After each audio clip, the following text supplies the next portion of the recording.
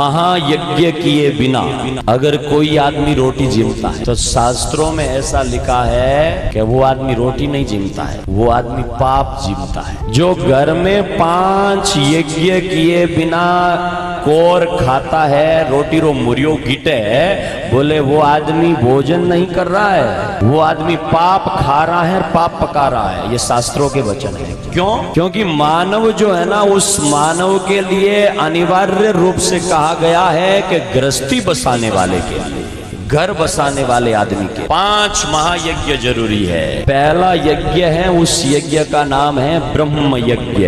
ब्रह्म यज्ञ उसे कहते हैं शब्द वाणी का घर में पाठ करना। ब्रह्म यज्ञ का मतलब है कि गीता का 1-2 श्लोक पढ़ लेना। कोई जरूरी नहीं है कि आप 10, 20, 50 और 120 ही पढ़ो। एक शब्द भी पढ़ सकते हैं, और एक शब्द नहीं है, कम से कम एक शब्द की 10 पंक्ति पढ़ सकते, जितना आपके पास में समय। और एक श्लोक का आधा भाग भी पढ़ लिया तो वो पहला यज्ञ हो गया। उस यज्ञ का नाम है ब्रह्म यज्ञ। यज्ञ करो, वो रोज करो। दूसरा यज्ञ बताया गया है देव यज्ञ। देव यज्ञ का मतलब है जो गाय का घी लेकर के हम यज्ञ करते हैं, वो देव यज्ञ है। तीसरा यज्ञ बताया गया है नृ यज्ञ।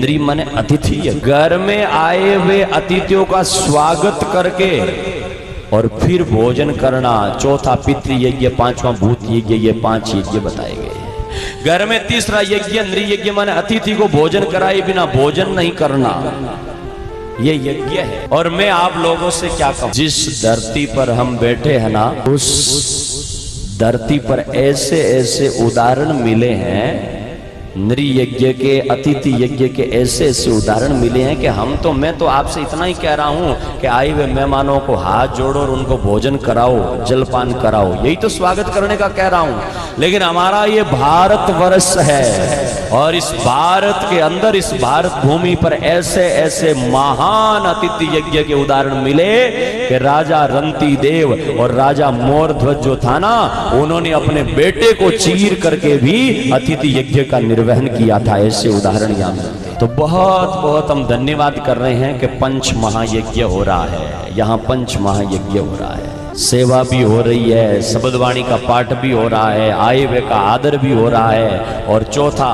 पेड़ पौधों में पानी देने का काम वो भी कर रहे हैं, और 5वां चिड़िया कबूतर आदि उनको भी ये देना, एक मुट्ठी चुगा डाल देना। ये 5 महायज्ञ है। और 5 महायज्ञ क्यों करना चाहिए? अब कहेंगे महाराज ये 5 महायज्ञ नहीं को तो पाप कैसे करेंगे, और क्यों करना चाहिए? तो ध्यान से सुनना कि घर में, अपना जो घर है ना, उस घर में 5 जगह ऐसी है जिन 5 जगहों पर न चाहते हुए भी पाप हो जाता है। आदमी चाहता नहीं है फिर भी पाप हो जाता है।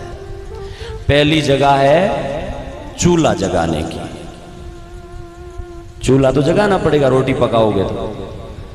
और जब चूल्हा जगाओगे तो चूल्हे में आप कितनी भी सावधानी रख लेना, लेकिन कोई ना कोई जीव तो जल जाएगा। पाप होगा कि नहीं होगा? एक। दूसरी जगह है मसाला कूटने की। धान कूटते हैं, मसाला कूटते हैं, तो उस जगह पर हम कितनी भी सावधानी बरते, लेकिन कोई ना कोई जीव मर जाता है। 2 जगह। तीसरी जगह जो घर में है वो आटा पीसने की जगह है। चक्की तो लगाओगे या नहीं तो खाओगे क्या? और आटा पीसोगे तो कितनी भी सावधानी रखोगे तो सूक्ष्म जीव कोई न कोई मर जाएगा। और चौथी जगह है पलिंडे की, पानी भरने की जगह। जिस जगह पर पानी भरा जाता है ना, उसके नीचे कोई टोंटिया, मधुमक्खी, चींटी आदि कुछ न कुछ मर जाते हैं। ये चौथी जगह पाप होने की है। और 5वीं जगह है झाड़ू पोछा। घर में रहोगे तो रोज झाड़ू निकालोगे, घर में रहोगे तो रोज पोछा लगाओगे, और झाड़ू पोछा लगाओगे तब कितनी भी सावधानी